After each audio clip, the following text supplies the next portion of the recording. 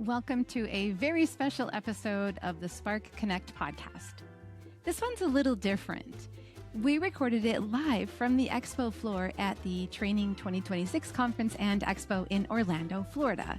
So yes, you're going to hear the energy of the conference all around us. And you know what? I think that makes it even more fun.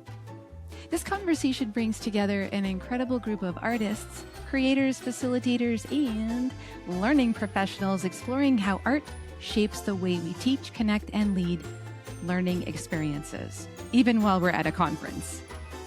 You'll hear from returning guests, Mike Bondi, Rusty Shields, and Karen Rex, along with two new guests, Elena Dahl and Jacqueline Davis.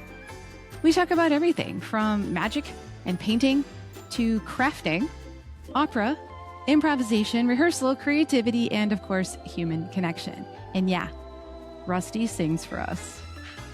If you're listening audio only, you'll still get the full experience. But if you'd like to see a few pictures or moments from the event, we've included some of them from the live recording as well. So settle in, enjoy the beautiful conference chaos in the background, and welcome to the Spark Konnect podcast, live from Training 2026.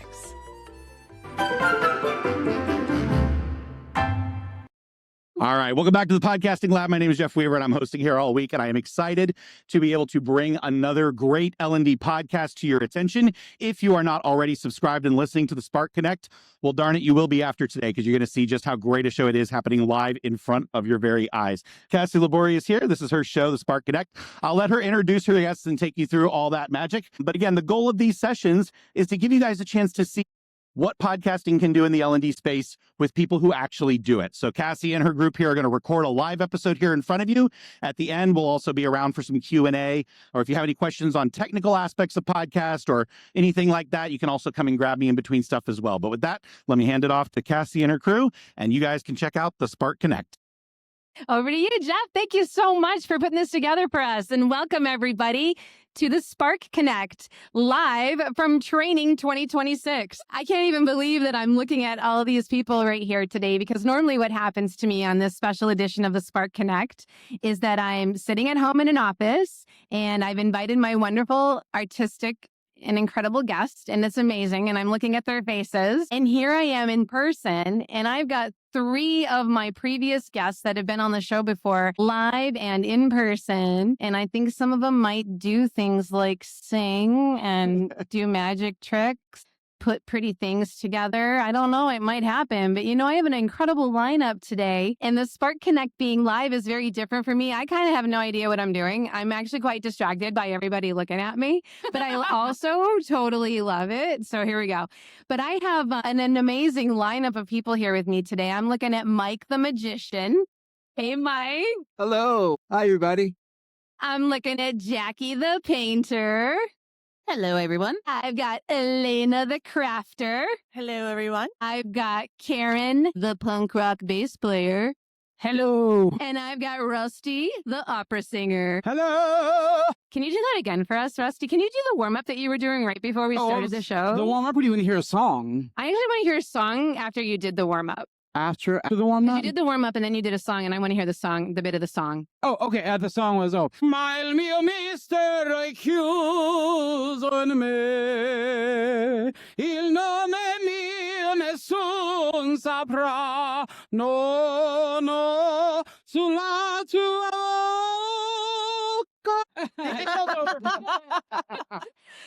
So for those of you that are tuning into the Spark Konnect for the first time, my podcast is about how trainers and facilitators and speakers are also artists. Or how about the artists who decided to become speakers and trainers and facilitators, and how does that art influence the work that you do?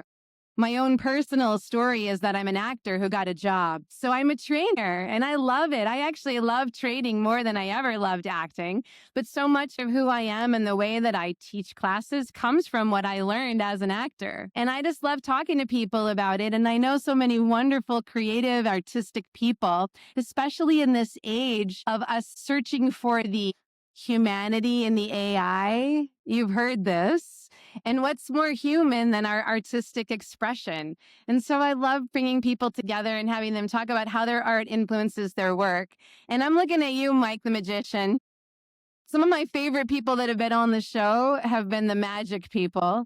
I think artists are magical to begin with, but you talk to an actual certified sleight of hand artist and it becomes very real. And you transformed the way that I see the way that I do my work, Mike. And it's such an honor to know you. And I'm excited to see you here in person and wondering what the conference experience is like for you from the eye of a magician, if you wouldn't mind sharing with us. Thank you very much, Kassy.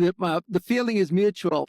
To answer your question, I tell you that I did a reset from the parking lot to the entrance of the door of the Expo. I said, I want to make sure that I don't miss the opportunity to take this all in. So literally, I'm in a receptive mode. I want to see what's happening and be like a kid with that sense of wonder. It's so incredible. As I was listening to Rusty open our show with those beautiful sounds, it made me take a pause and just listen and take it in. And as you mentioned, leaning into that wonder, it's something that we have to think about when we're in this moment of learning, which can be very overwhelming. How do we get out of being overwhelmed and more into where can I wonder? I love that you actively took that pause on your way in, which is what I learned from you when you were on the show previously, is around that preparation and around the experience, and that magic is magic, but really it's about what you have people feel and what you can let them experience as you create it. And it really is incredible. Yes.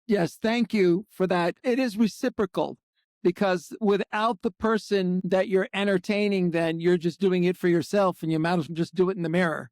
So literally, it's an exchange of gifts. I always say that as a trainer when people say, oh my gosh, I'm sorry I had that question. I'm like, you literally understand that I don't have a job if you don't have questions. Like, it is a reciprocal type of environment that we need to create as facilitators, learning leaders. And in magic, that is exactly what is happening.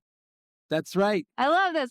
Okay, so as I was preparing for what guests I could have on the show, I did a call. It was in a webinar, and I said, are there any artists on the webinar? And, there were 350 people in there. So, of course, there were probably a lot of people. But there was one person who raised her virtual hand. Now she's raising a real live hand, too. Her name is Jackie, and she said, I'm a painter, and I'm so interested. I haven't yet had the opportunity to have a painter on the show, and it's a special edition here, getting to see you live. And tell us a little bit about what you do and how the art that is you, I've already met you, full disclosure, the art that is you, though, plays out in the work that you do and influences that as well. And Jackie, it's so good to meet you. Yeah, it's great to meet you in person. I appreciate the invite.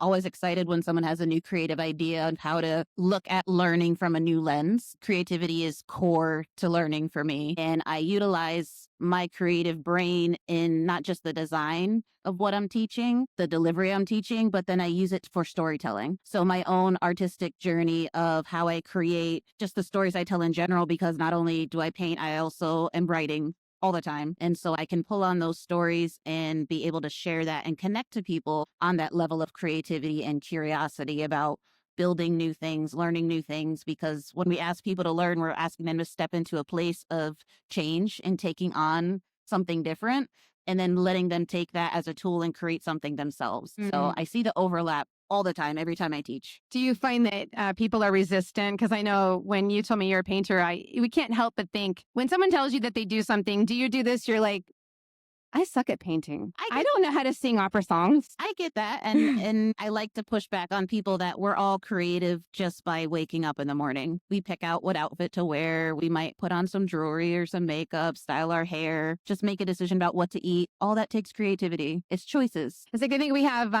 ideas around what something might mean, and you're going to lean in and help them say, well, maybe it doesn't mean what you think it means. Let's just explore. And tell us about the work that you do too, and where you work. Well, I work with Mental Health Connecticut. Shout out to my team in the audience. Woo!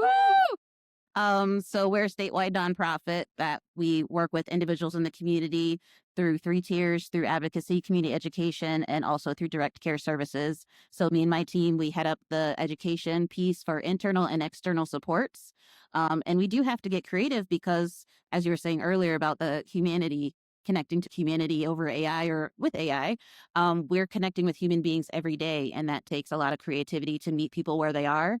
So we're always on our toes of having that custom touch to make sure that people are actually being receptive to what we're teaching and what we're sharing. I know it's really quite beautiful. I can't help but think of too, like as a painter, the concept of a canvas and how does something like the canvas play out in what you bring to the work that you do? And I know I'm putting you on the spot with that question. That's okay. I do acrylic painting. I'll say that for any painters in the house. So when you work with acrylics, you're layering all the time. There's layers after layers. It's like if you think of Bob Ross, there's no such thing as a mistake. It's a happy accident. And if I'm like painting and I'm like, oh, that's not perfect, it's a squirrel. And also, can we just have a moment where we just had a Bob Ross reference in the podcast? Yes, it's from Florida. Have we arrived? I think we just arrived. Yeah, anyway, okay. Yes. No, that's basically it. You just look at life as opportunity. So if you're not happy with where you are, you can add another layer to it, or you can blend and you can recreate and you can step away and come back in 3 days. And it's a beautiful process. So layers and opportunities, and what a beautiful thing to bring to a learning environment, which is something that's quite natural for you as a painter, and probably something too that you had to learn to lean into yourself and discover as you painted and created. Yeah, and it's an ongoing process. Like, I'm only 43. I still got time. And learning is an ongoing process. We still got time. We're still here. Lovely. As she was talking about preparing and planning things and putting these together, like the foundation, my friend Elena is here, and Elena has a different type of art that she's so graciously offered to share with us today. Much like in the past when I've had some people on the show that, like I had Skylar, the landscape architect, and I asked him, did you consider yourself an artist when you began that? And he said, no, but I do now. And then I had Edwina, the makeup artist, a little bit of a different angle than what you might think as your first thought of an artist. And that is what Elena is bringing to us now. Elena, I called you a crafter, but you do so much, and you need to explain to us what you do with that. And then the brief conversation that we had in preparation for today, the profound connections between what you do as a artistic hobby and also what you do in your work. So tell us who you are. Introduce yourself a little bit because you haven't been on the show before, and tell us about your art and your work. Sure. So I'm Elena Dahl. I am an instructional designer for a Fortune 500 life insurance company. Love to use the crafting that I've done and still do as far as to really bring a story to life. So whether that's through making a t-shirt or making a card or making some sort of artwork to go on the wall, just kind of bringing that all together. Bringing beautiful stories together. Yes. And it's more than just a story. It's how does the pieces fit together, or how can I take what I've learned in ID or even learned in crafting actually first and bring that to ID. So cool. You were talking about the actual machine that you use too. So the primary machine I use is the Cricut. I think that's a very well-known machine, but it is not easy to learn, which made me think of Storyline, because I love Storyline, but I think I love Storyline so much because of the Cricut. So you have to layer and you have to merge things together to make even the simplest of shapes. So it can be making a rectangle that has some sort of movement. You have to merge pieces together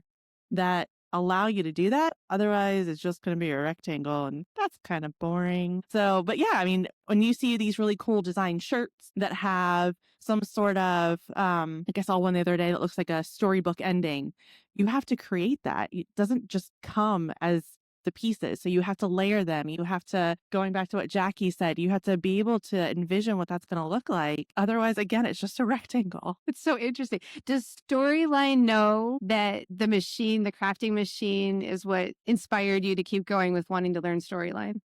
I mean, I learned Cricut. I learned their design space during the pandemic, as anyone naturally would. And then when I found out about Storyline, when I got into my current role in 2021, I was like, I already know how to do this. But Storyline is slightly different than what I was using in regards to it's more of PowerPoint. So what came first, the Cricut or the Storyline? The Cricut came first. And so then it was time for you to learn Storyline. You're like, I got this. Yep, I got this. I can change these shapes and make them move and add sort of my own flair of the art because of all my crafting that I make. What kind of crafting do you do? What are you making? That's the actual. So I make cards, so birthday cards, holiday cards. I do a lot of intricate cardstock pieces as well. So that's a lot of layering. A lot of PowerPoint slides. A lot of just PowerPoint kidding. slides. There are no bullet points though, No bullet points. because you punch those out. Now I want to know if I can have bullet points on my PowerPoint slides. Of course. Probably you can. Of course. The PowerPoint slides become better because of the Cricut. Yeah. Yeah. And the things in Storyline are better because of the Cricut. I actually just did a presentation for one of our agencies, and I was like, no death by PowerPoint. We're going to take all the Cricut stuff that I know how to do. Yeah. And it turned out so cool. So cool. This is incredible. This is incredible. This is like, these companies need to know that this is coming together, because I'm certain they don't even think of it or have made the connection about it. Are the two of you over here making songs about this stuff yet? That's what I'm thinking. You got the bass line and the vocals going on. Okay. He's working on it in the background. All right. It's so interesting. I'll put this out to all three of you, as you're around the conference, are there things that are coming up where like, are you thinking about what you're going to paint, what you're going to craft, what kind of magic needs to be happening as you're walking around? Are there things like that pop up for you? I'm a Disney adult, so I already made all of my shirts. It's possible one of our guests lives on what was once a Disney celebration. Can we just say it? We have another Disney adult right here for sure. Guilty. Guilty as charged. And guilty. Okay. Oh my gosh. Well, speaking of another Disney adult, I've known Karen a very long time, and I do see her at each of these conferences and as much as I can in between. Of course, I had you on the show and we talked about a lot of things. We made up words together, actually. Yes, we did. Do you remember what those words are that we made up? Something about the ear of the listener. Does that make sense? Ear of the listener. You've heard of the eye of the beholder when it comes to art. Well, music and facilitation requires the ear of the listener. I want to break that down again, because we talk about beauty is in the eye of the beholder. And so we were talking about music. We were talking about how people receive learning, how people choose maybe genre, it's about the person receiving it. And then you came up with that. Your creative brain and mind just said, yeah, it's like in the ear of the listener, like completely normal language. It just flew out. Yeah. The best things come that way. Yeah. Yeah, for sure.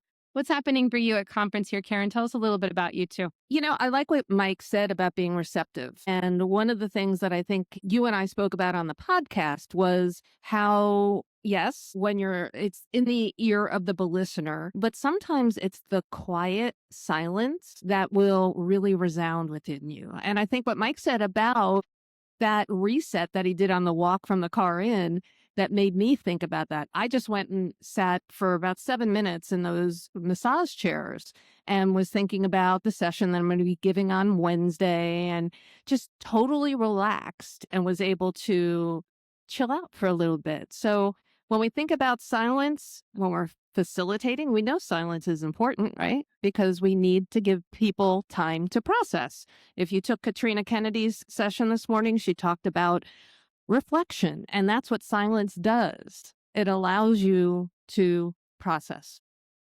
That's what's happening here.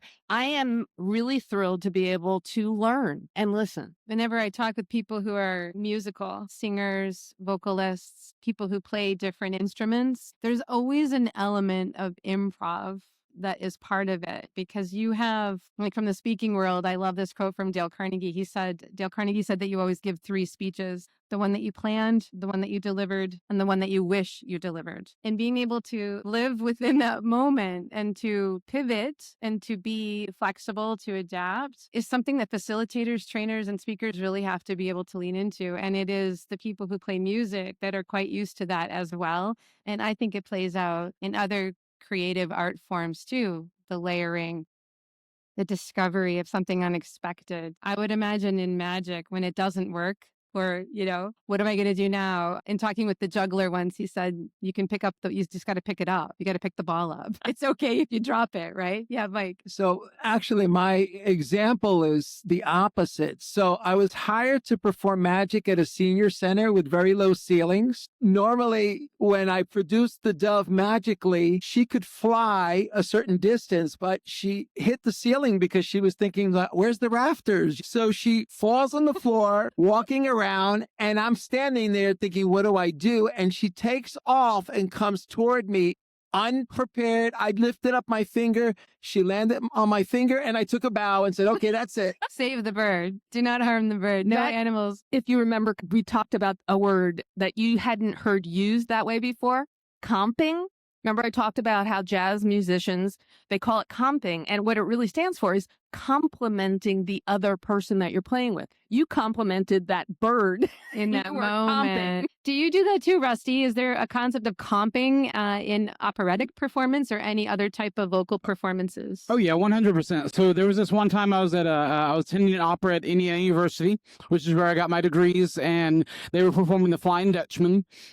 And the Dutchman at the very end of the opera jumps off into the river, which is in the pit, and there's a mattress. And then the lead singer, that's the woman role, sings the real famous opera aria because her love interest just died, and the opera's basically over.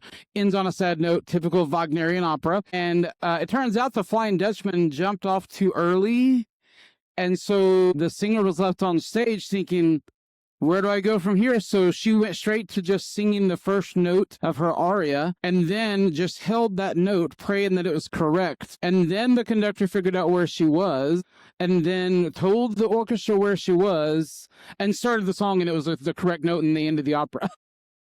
And so in that same realm of performing in music, that happens. Like, it happens where someone entered at the wrong time or left at the wrong time, or this piece of recitative was skipped in the dialogue, and same thing happens when we're facilitating. How many times have you guys skipped an exercise like, oh, I was really supposed to do that there, and I just went right past it. But how much of it is also driven by maybe the questions you're being asked? Like, maybe I don't need to do this activity because I was just asked a question and we need to go this way. So I think the idea of comping, is you sometimes are comping with the learners, sometimes you're comping with the content, sometimes you're just comping with whatever you're dealt. Yeah.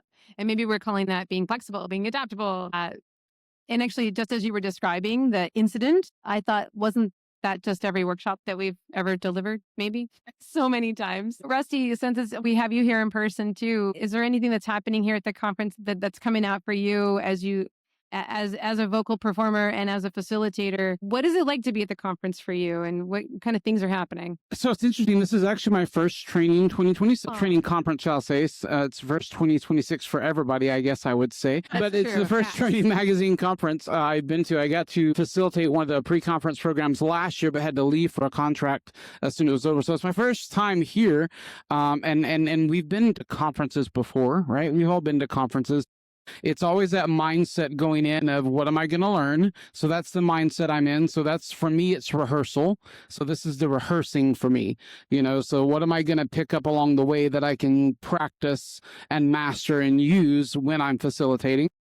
This whole idea of rehearsing, it's the new techniques, the new etudes that I would practice in my lessons would be the new techniques and the new ideas we're learning here to be able to use in our facilitation. And then also in terms of performing, I do actually have a session too that I'm actually getting ready for. So these are all great things to also be, adjusting, because who knows what Wednesday is going to end up like. I've got all week to pick up all kinds of great creative ideas that could totally change what I plan to do, like you just said, versus what I am going to do. Hopefully I'm going to end up doing what I wish I was going to do. So so it's a rehearsal piece for me, but a lot of great ideas already. This is first day. This is like day one. So we're so early in and so many great things already.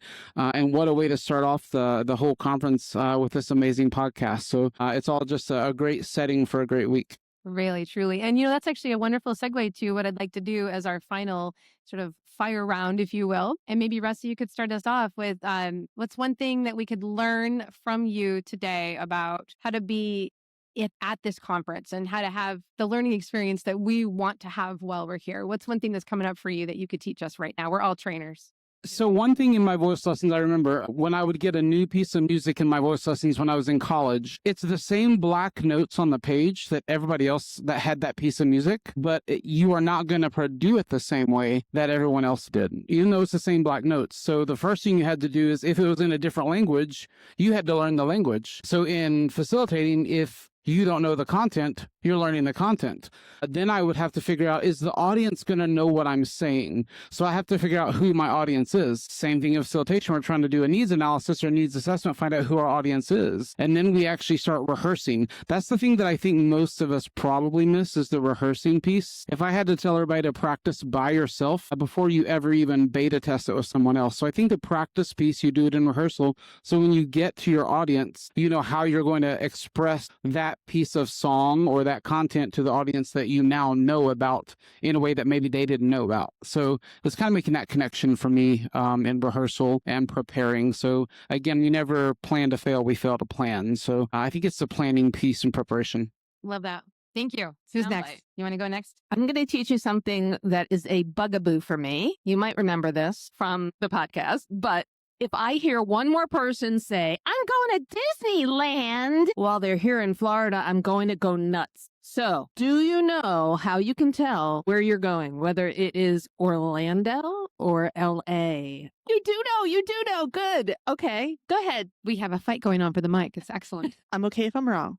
Okay. But It's I've been okay to be told wrong. That World, OR, Orlando, Land, LA. Ding, ding, ding, ding, California. ding, ding, ding, ding, ding. Give this woman a star. Sticker, gold star. Awesome. I can tell you're a Disney adult. Confirmed. What you got for us, Elena? Again, guilty. I think just taking everything in from the conference, and this is not my first conference in general, as we've all talked about, but it is my first training conference. Just taking it all in as far as, and I think of like Addy, which is how like we design and build everything from the perspective of how I even start on my blank canvas, which is just blocks on a screen that gives you a chart graph, kind of looks like Excel, and you have to build things. So how do I take that and put it into something that people can relate to and engage in, and we're not just death by PowerPoint, or we're not talking at people? So how does that portray in what I'm doing every single day, and just seeing the creative pieces here and the colors and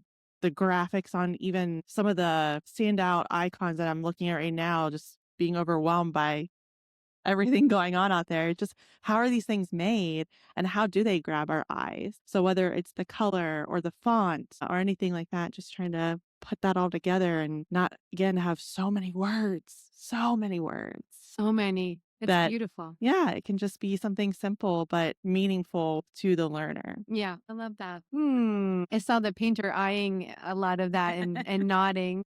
What you got for us, Jack? Yeah, I would say two people stole my ideas a little bit. We could just build on them. I was going to say, to Rusty's point about making it personal, customizing what you're learning, but I would say just be open to connections and be open to things that you didn't expect to get here.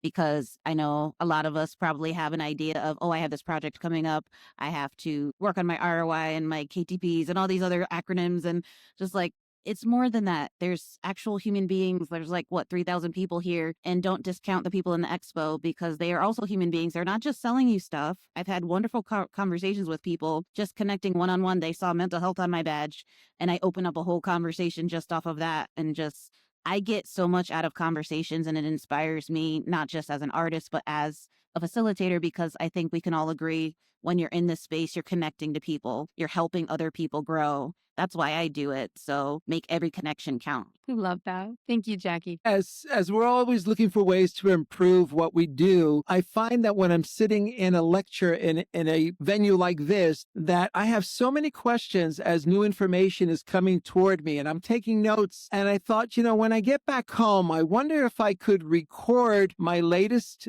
presentations and watch them from the eye of the learner with that inquisitive note, because then here comes the magic part. You know how magicians sometimes like to create the effect that they read your mind? And I want to be able to, in the middle of the content, go, here's where I had a question on that exercise. And some of you may be thinking X, and then you answer the question. And I thought that is something I need to look into. I love that. Oh my goodness. It's been such a pleasure to be with each of you. Mike, bringing your magic and magical experiences to learning. Jackie, with your heart and really seeing people. Elena, with your creative eye and wonder and beauty. Karen, your joy and your sense of fun and happiness. And Rusty, with all of your just beautiful, thoughtful, wonderful words that come out in ways that are so beautifully expressed. I'm so lucky to know all of you people and to get to learn from each of you and what you bring to this L&D world that we are in. So it's been a real pleasure to be with you. And I thank you for taking the time to be here with me today on the Spark Konnect. Thank you so much for having us. Thank you very Kassy. much. Thank you so much. Do any vendors have tissues out there? Thank you, Kassy. And thanks to Jeff, our producer today. It's been wonderful. Thank you, guys. Thank you. Thank you for being here and recording with us. Really appreciate it. And for those of you who have been here till the very end and checked out this episode live, we appreciate you as well. We've got a great lineup all week here from Training Magazine 2026 conference. So be sure to check out more how-tos, what-to-dos, and live episodes being recorded here at the Podcast Lab. That's your spark. Now go light something up. And hey, if this episode lit you up, share it with a friend, a fellow facilitator, or someone who needs a little more connection in their day. Be sure to follow the Spark Konnect so you don't miss what's next. We've got more brilliant voices, bold ideas, and heart-forward conversations coming your way. Until then, stay curious, stay brave, and keep showing up.